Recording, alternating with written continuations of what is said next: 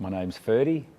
We've been running a business here in Melbourne for probably nearly 16 years now, building and restoring both modern and traditional boats, but mainly specialising in timber and the old traditional timber construction and rigging of sailing and motor vessels.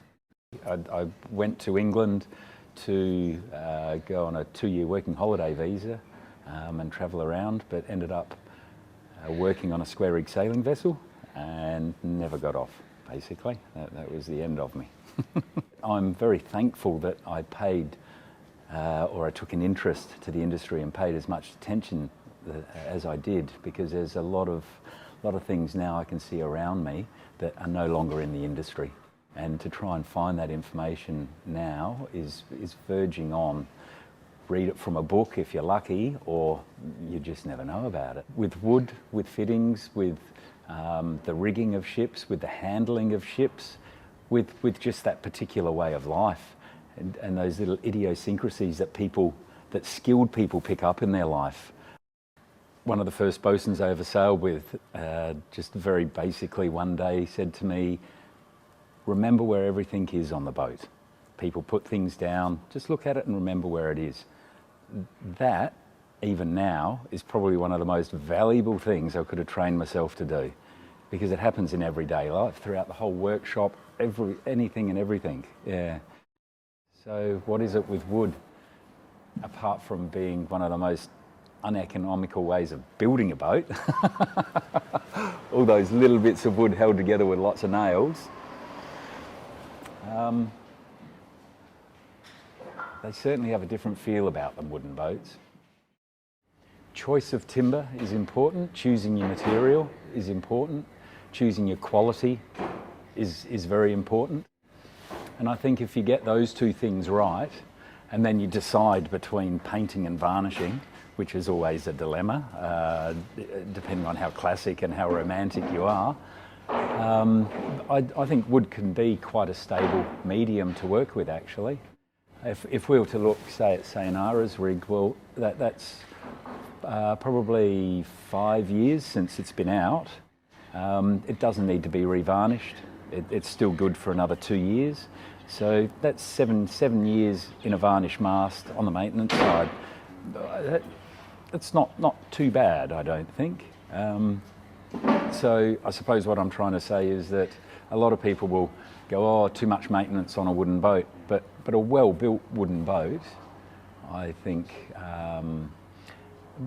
it's not excessive, the amount of maintenance, and would probably be on par with a fiberglass boat, definitely a steel boat.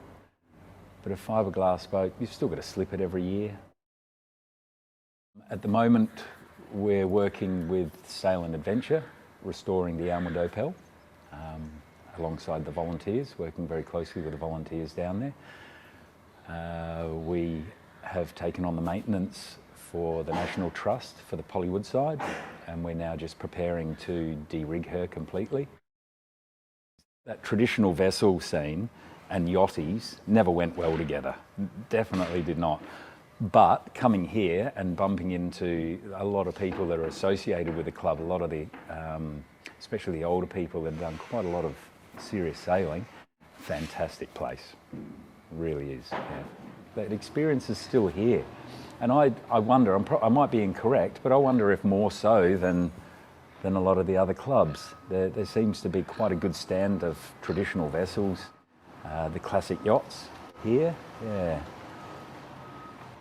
For me, building followed on from sailing, because I didn't want to turn 50 and be stuck at sea. I thought maybe one day I was going to meet a lady and want to settle down, and I thought if I was stuck at sea it might be a bit frustrating. But the two, they don't necessarily have to go together. There's a lot of very good boat builders, shipwrights, that have never been to sea in their life, and a fantastic tradesman. But in the same token, a shipwright that has been at sea and spent time at sea, I'm sure will have other aspects that he can put to the build or the fit out or the rig side that again could be those little quirks that you learn along the way. 2 years ago, the government said something along the lines of they did not recognise the marine industry as being a viable trade. I'm amazed that you can have somebody say that they're a shipwright, for starters. I mean, a shipwright fixes ships. They don't do fiberglass repair work on boats. Anyway, you can have a shipwright come and fix your boat and then take your boat out to sea and put yourself in one of probably the most precarious situations you would ever, life-threatening situations you would ever do, and there's no recognised trade. Who have you got repairing your boat? It is a trade, and it should be treated with a bit more respect than it actually is. Working with boats offers a lot of variety. You really need to know how to weld, you know how to do your fiberglass repairs, you need to know how to work with timber, lay decks. You can then move into rigging work and working with sails and the sailing side of it. So the variety in your day or week to week can be anything really, yeah, which is fun and keeps us going.